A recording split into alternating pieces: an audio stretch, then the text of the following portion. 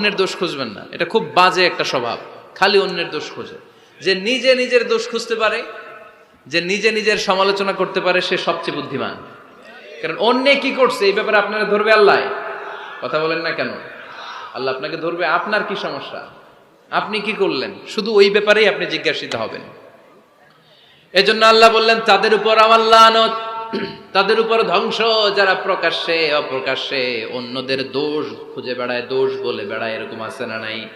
আল্লাহ লানত দিয়ে বললেন, ওয়াইলুল লিকুল্লি হুমাযাতিল লুমাযা।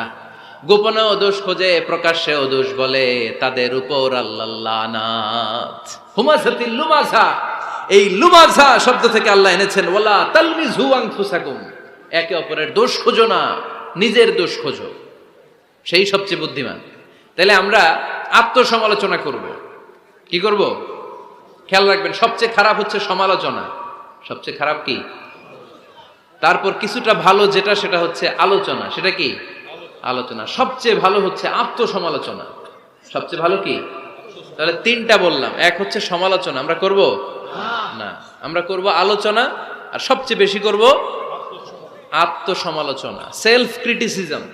রাতে ঘুমানোর আগে একটু ভাববেন, কি কি ভুল করলাম, কাকে কাকে কষ্ট দিলাম, কি কি অন্যায় আজকে আমার দ্বারা হলো, কালকের দিনটা যেন আমার আজকের দিনের চেয়ে ভালো হয়।